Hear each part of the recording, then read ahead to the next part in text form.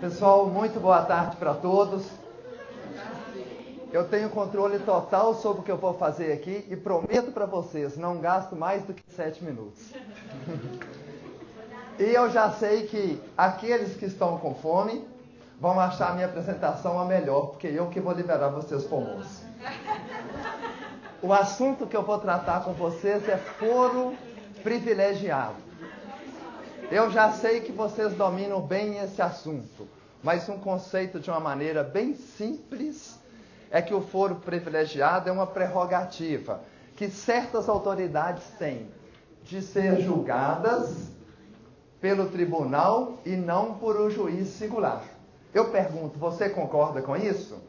Se você disser que sim, eu vou falar, imagina que no final do semestre, você precisando tirar de 20 a 25 pontos na prova final do Dr. Frederico, e ele falasse assim, a prova para todo mundo é múltipla escolha, mas para você vai ser uma prova oral. Você concordaria com essa diferença? O foro privilegiado faz isso.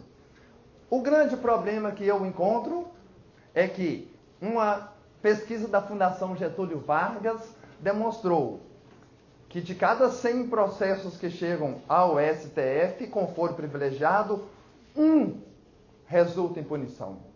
E os outros 99 não. E um percentual de 68% prescrevendo, porque eles não têm tempo para julgar. Eu quero falar um pouquinho sobre os deputados e senadores. Eles têm 4 inviolabilidades, ali no slide. Inviolabilidade material e formal quanto ao foro, formal quanto à prisão, formal quanto ao processo. Comento cada um à medida que os slides virarem e faço a sua pergunta. O que você acha? Eles têm uma imunidade material quanto a opiniões, palavras e votos. Eles podem falar o que eles quiserem no exercício da função, que não representa nenhum problema para eles. O que você acha disso? A segunda imunidade, o slide vai virar, vira slide, é uma imunidade formal. Essa imunidade formal quanto à prisão. Eles não podem ser presos senão em flagrante delito de crime inafiançável, mesmo assim se a casa em que eles trabalham, Câmara ou Senado, o autorizar. O que vocês acham disso? Vocês concordam com essa imunidade? Eles também uma imunidade quanto ao processo. Eles podem a qualquer momento, desde que a casa assim o decida, sustar o processo em que eles estão sendo julgados. Aquele processo fica parado enquanto eles ostentarem essa condição de parlamentar. Eu insisto, você concorda com isso? Isto é uma parte do foro privilegiado. Mas o que mais me assusta é exatamente essa questão do foro, do local que eles são julgados, de começar num tribunal. Eu penso, qual a nossa opinião sobre isso? Deles terem esse privilégio. E o problema é que não são deputados e senadores. Agora, quando o slide virar, nós vamos descobrir que são mais de 50 mil pessoas que têm esse privilégio nesse país. Juízes em geral, promotores do Ministério Público, procuradores, prefeitos, governadores, presidentes. Eu pus uma tabelinha em seguida, claro que eu decorei os próximos slides que virão. E nessa tabelinha mostra para vocês, temos aí 25 mil juízes, 14 mil do Ministério Público, prefeitos, todas essas pessoas têm uma prerrogativa, um privilégio que nós não temos. E alguns embaixo que eu nem coloquei número, ministros em geral e outros cargos do Exército, da Marinha, que também têm esse foro privilegiado. E olha, ainda existe pela Constituição Federal o perigo desse número de pessoas de 50 e tantos mil aumentar, porque as constituições estaduais podem permitirem que os estados estendam o foro privilegiado a autoridades como vereadores. Nesse país tem 56 mil vereadores.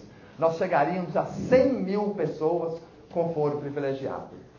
O local onde as pessoas são julgadas, no STF, no STJ ou no Tribunal de Justiça. São julgados nesses lugares, nunca por um juiz singular.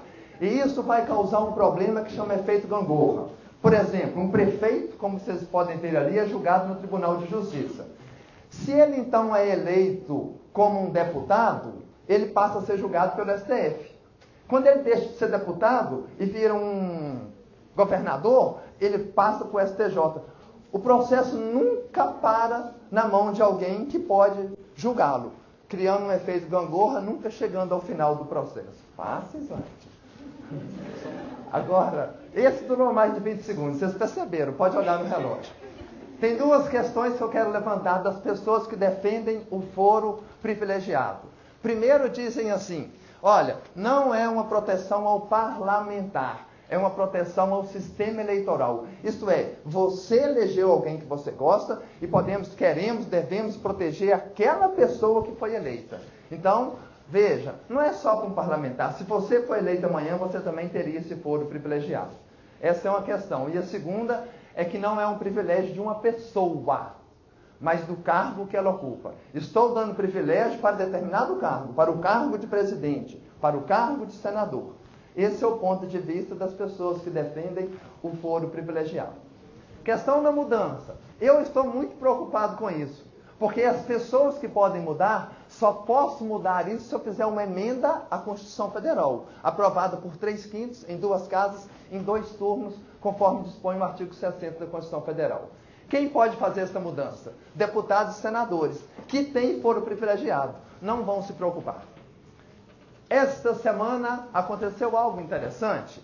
O STF fez uma mudança, restringiu parcialmente o foro privilegiado de deputados e senadores. São 513 deputados federais, 81 senadores. Mexeu com 594 pessoas. Os outros todos estão ilesos. Não trabalhou, não adiantou nada. Tem 50 mil com foro privilegiado. Em contrapartida, o Congresso Nacional deu troco. Falou, nós estamos montando aqui uma comissão permanente para tratar. Provavelmente vão tentar restringir direitos dos juízes. Um poder brigando com o outro, sem resolver o problema que a gente tanto quer. Dr. Frederico tem um programa na rádio. Qual é a sua ideia? E eu quero parafrasear qual a sua ideia dele, para dizer qual a ideia de você. A minha. Acabar com esse foro privilegiado. Muito obrigado, um bom dia, bom apetite.